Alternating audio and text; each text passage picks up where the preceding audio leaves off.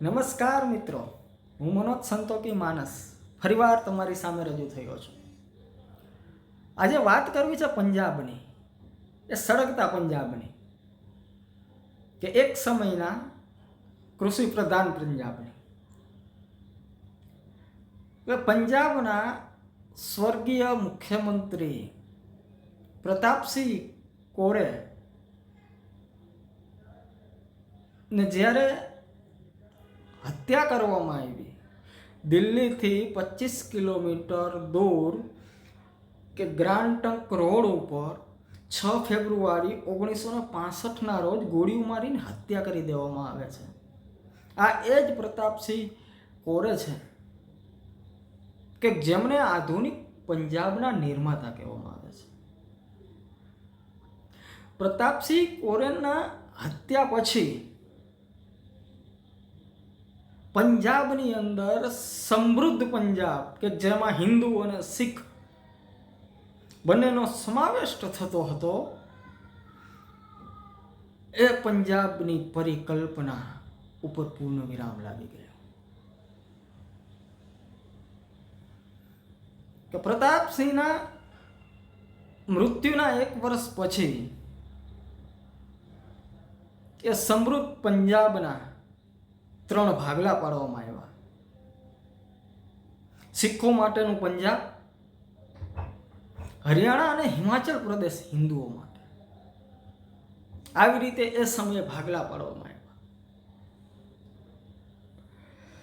1984માં 6 અને 5 જૂને જે blue star operation Shrimati Indira Gandhi દ્વારા ચલાવવામાં આવ્યું, શીખ લોકોના પવિત્ર પૂજા ઘરની અંદર જ્યારે આર્મીની ફોજ દાખલ થઈ, ટેન્કો દાખલ થઈ, ગોળીબારીને બોમ્બમારો થયો, સામે પક્ષે પણ આતંકવાદી ભિંડરાવાલા પોતાના સાથીઓ સાથે હતા. ઓપરેશન બ્લુ સ્ટાર પછી પંજાબની અંદર હિન્દુ અને શીખ વચ્ચે વૈમનસ્ય પેદા થયું, જે હતું એનાથી વધારે. કે જે અમૃતસરના હરિમંદિરની અંદર, સ્વર્ણ મંદિરની અંદર બ્લુ સ્ટાર ઓપરેશન કરવામાં આવ્યું, એ હરિમંદિર કે સ્વર્ણ મંદિરનો ઇતિહાસ શું છે એની ઉપર આજે થોડીક નજર કરવી છે. કે ઘણા બધા જોવાવાળા મિત્રો ઇતિહાસ ભણતા હશે, રાજનીતિ ભણતા હશે, સમાજશાસ્ત્ર ભણતા હશે, એમના માટે એક કામની વાત લઈને આવ્યો છું. કે હરિમંદિર સાહેબ એક એવું ધર્મ સ્થળ છે કે જેની અંદર કોઈ પણ ધર્મનો, કોઈ પણ જાતિનો વ્યક્તિ જઈ શકે છે. હરિમંદિર એમનું સ્વાગત કરે છે. ત્યાં કોઈ નાતી કે કોઈ જાતિ પૂછવામાં નથી આવતી. એ મંદિર હિન્દુ અને શીખ લોકોમાંથી બનાવવામાં આવ્યું છે. કે યહૂદીઓ તેના પવિત્ર સ્થળ વેલિંગ વોલની અંદર ગેરયહૂદીઓને પ્રવેશ નથી આપતા.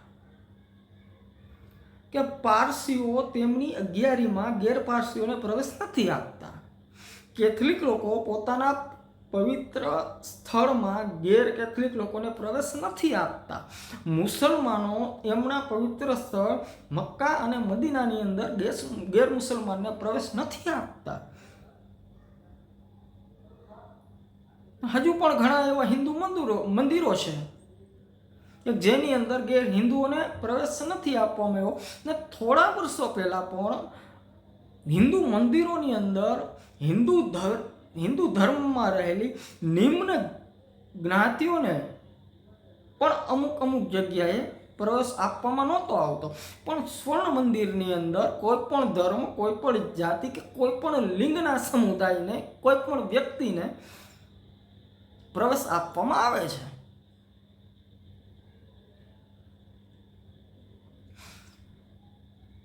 શીખના 10 ગુરુમાંથી ત્રીજા નંબરના ગુરુ અમરસિંહ પોતાની દીકરીના લગ્ન કરે છે અને રાજા અકબર એ સમયે મુગલિયા સલ્તનતમાં એક જમીન અમરસિંહને દાન કરે છે. ગુરુ અમરસિંહના જમાઈ રામદાસ કે જે મુઘલ દરબારની અંદર ગુરુનું પ્રતિનિધિત્વ કરતા હતા, એ તે જગ્યા ઉપર એક તળાવ ખોદાવે છે કે જ્યારે એ પોતાના સસરા પછી એટલે ગુરુ અમરસિંહ પછી ચોથા ગુરુ બને છે, તો એ તળાવની આજુબાજુ એક શહેર વસાવવાના પ્રયત્ન કરે છે કે એક શહેર નિર્માણ થાય. અને એની એક પરિકલ્પના સમય જતાં સાચી પડે છે કે અમૃતસરનું 1883 અને 84નું ગેજેટ જોવામાં આવે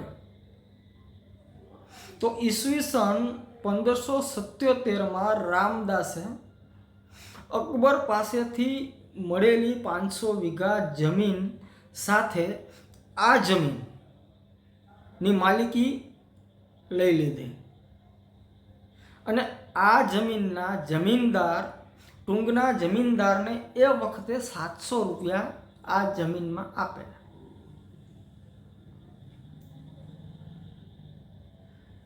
કે ગોવિંદવાડાથી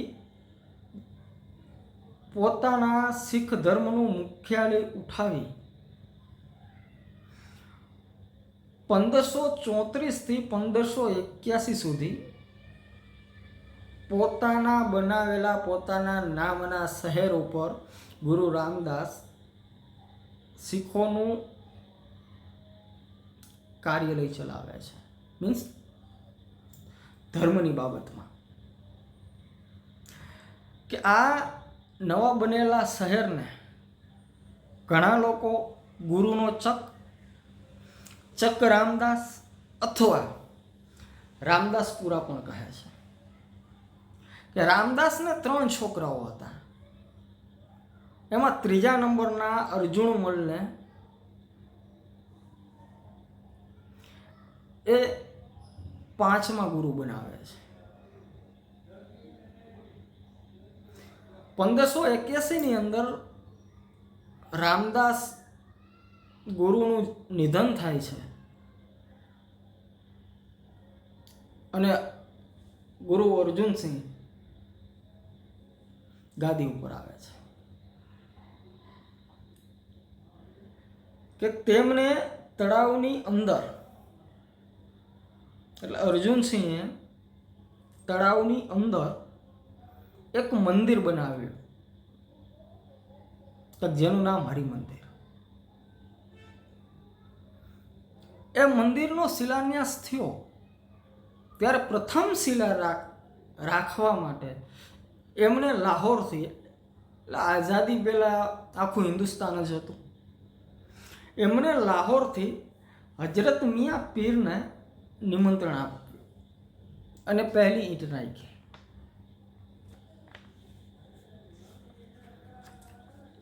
જે સ્વર્ણ મંદિરની કલ્પના આપણે જે કરીએ છીએ કે માત્ર શીખોનું છે, એવું નથી. તમામનો ત્યાં અવકાશ છે. કે હરિમંદિરનો વાસ્તુમાં 2 બાબત જાણવા જેવી છે. આમ જોઈએ તો હિન્દુ મંદિર જે હોય છે એ ઊંચા ચબૂતરા ઉપર બનાવવામાં આવે છે, પણ હરિમંદિર જમીનની સપાટીથી નીચે બનાવવામાં ત્યારે કોઈએ પૂછ્યું કે ગુરુદેવ આ શું કર્યું? ત્યારે ગુરુ અર્જુનસિંહે બહુ સુંદર જવાબ આપ્યો છે કે વિનમ્રતામાં જ મોટપ છે. ઝાડમાં જેમ ફળ આવે છે ને એમ એની ડાળીઓ નીચે નમતી જાય છે. કે તમે આ ગુરુદ્વારામાં પ્રવેશ કરો તો 8-10 પગથિયા તમારે નીચે ઉતરવા પડશે. આ ગુરુદ્વારાની અંદર 4 દ્વાર બનાવવામાં આવ્યા. હિન્દુ ધર્મના 4 પ્રતીક કે 4 જ્ઞાતિઓ જે છે, ક્ષત્રિય, બ્રાહ્મણ, શૂદ્ર, વૈષ્ણવ, એમનું ધ્યાનમાં રાખીને પણ એ 4 દ્વાર અહીંયા બનાવવામાં આવ્યા. ને અમૃતસરને એ સમયે તારીફદા ઘર પણ કહેવામાં આવતું. હરિમંદિરના નિર્માણ પછી અમુક વર્ષ પછી ગુરુ અર્જુનસિંહ બાજુમાં આવેલા કોઈ વનની અંદર ચાલ્યા જાય છે. એ વનમાં લીમડા, પીપળા, અંજીરના વૃક્ષની છાયાની નીચે બેસી તમામ વર્ગના લોકો પાસેથી કે એ લોકોના સહયોગથી એક શબ્દાવલી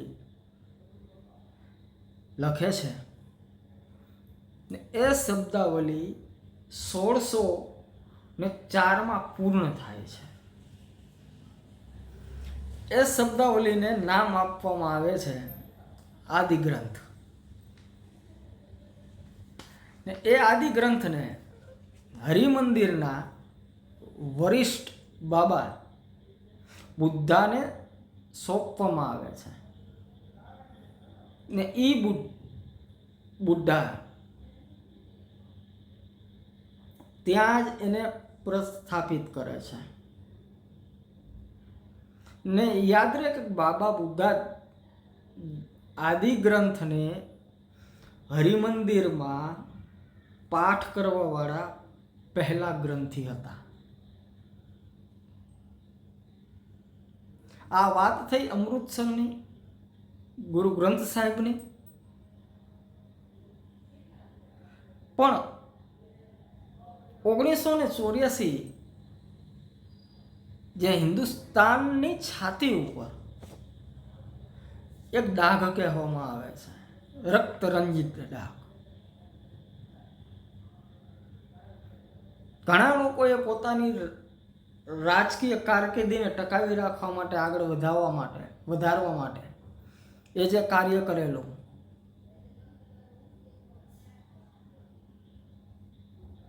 એ સળગતા પંજાબને જોઈ મારા ગુરુ ડૉક્ટર શ્રી હરિયમ પવારે એ તત્કાલીન સમય માટે એક કવિતા લખેલી. એ કવિતા હું તમારી સામે રજૂ કરું છું. મંदिर गुरुद्वारों की हलचल, मंदिर गुरुद्वारों की हलचल, पूजा के घर में दावानल, सहमी सहमी रिमझिम पायल, भीगा भीगा मकान. ये सतलज का घायल पानी, ये झेलम के तट की वीरानी, ये सिसकिया भाकड़ा नंगल की, ये परिपाटी जलते जंगल की. यहाँ रोती राधा हीर कथा, यहाँ रोती राधा हीर कथा, यहाँ बंगड़े की बीमार व्यथा, यह तुष्टिकरण की परिपाटी, यह मंदिर में चंबल काटे. आंधी आतंकवादियों की, करतूते उग्रवादियों की, ये मनमानी मदहोशों की, ये हत्या ये निर्दोषों की, इन रोज रोज की हत्यारों का निपटारा जरूरी था, इसीलिए वहां पर सेना भेजना जरूरी था. यह हिंसा मन के अंदर की, ये घटना ये जालंधर की, ये हाथ उठाते हथगोले, ये पंजाब की छाती पर सोले। यह आलम सीना जोरी का, यह मौसम आदम खोरी का, यह खिजा बजे नाखूनों की, यहाँ जलते होलिका नूनों की। बहनों के माथे की रोली, इंदिरा के सीने की गोली, हिंदों के हाथों की लाठी, सिख के केर परिपाठी, यह होता अपहरण विमानों का, गुमनाम पंथ बलिदानों का, यहाँ रोती कुर्बानी उद्यम की। यह विज्ञापन गद्दारों के, यह संत नाम हत्यारों के। भिंडरावाला ने संत कहेवामां आवतो। ये विज्ञापन गद्दारों के, यहाँ संत नाम हत्यारों के। यह भारत के बंटवारे का कोई दौर दिखाई देता है, यह भारत के बंटवारे का कोई दौर दिखाई देता है। इस घटनाओं के पूछे मुझे लाहौर दिखाई देता है। आजादी पछी पाकिस्तान જ્યારે જુદું થયું તો પાકિસ્તાનનો વધારે માર જો ઝેલો હોય તો એ પંજાબે ઝેલો છે। इस घटना के पीछे मुझे लाहौर दिखाई देता है। जिस धर्म के तुम अनुयायी हो, जिस धर्म के तुम अनुयायी हो, उस धर्म के हम भी कायल हैं। जिस धर्म के तुम अनुयायी हो, उस धर्म के हम भी कायल हैं। उस धर्म की आभारी तो गंगा की यमुना की कलकल है। हम शीश झुकाकर कहते हैं हम पर एहसान तुम्हारा है। अमृतसर का गुरुद्वारा हमको भी प्राणों से प्यारा है।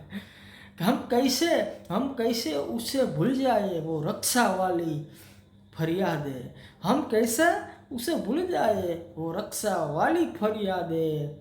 इस मिट्टी के कण कण में है गुरु तेग बहादुर की यादें। इस मिट्टी के कण कण में है गुरु तेग बहादुर की यादें। हम गुरु नानक का संदेशा घर घर गाने वाले हैं। हम उद्यम की कुर्बानी पर फूल चढ़ाने वाले हैं। हमें याद है भगत सिंह के रंगे बसंती चोले की, भरी जवानी में फांसी खाते उन मस्तों के टोले की। हम कर्जा खाए बैठे हैं गुरु गोविंद की कुर्बानी का। हम क्या एहसान चुकाएंगे उनके आँखों के पानी का। हम उनकी पूजा करते हैं आज़ादी के आधारों में, जिसके आगे जिसके दो दो बेटे छिन गए दीवारों में। हम उनकी पूजा करते हैं आज़ादी के आधारों में, जिसके आगे जिसके दो दो बेटे छिन गए दीवारों में। हम उनकी यादें भी कर ले मन हो जाता है पारायण। हम उनकी यादें भी कर ले मन हो जाता है पारायण। हमको गुरु ग्रंथ साहिब ऐसे जैसे गीता रामायण। लेकिन इसका ये अर्थ नहीं हम हिंदुस्तान बांट देंगे। 2 हाथ कटा बैठे पहले, अब माँ का वक्स काट देंगे।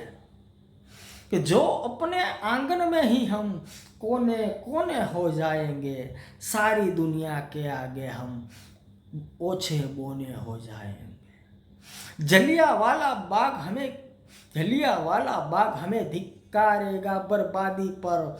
हम कैसे सीना तानेंगे जग में अपनी आज़ादी पर। इसलिए निवेदन है मेरा यह इसलिए निवेदन है मेरा गुरु नानक के बेटो।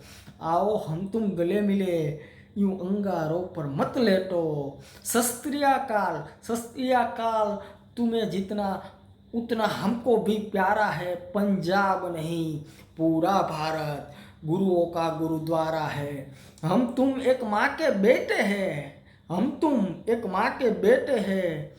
कोई जुदा नहीं कर पाएगा हम में तुम में बंटवारा। कोई खुदा नहीं कर पाएगा हम में तुम में बंटवारा। कोई खुदा नहीं कर पाएगा। હવે પછીના વિડીયોની અંદર પંજાબની વાત કરીએ। જય હિન્દ, જય ભારત, વંદે માતરમ।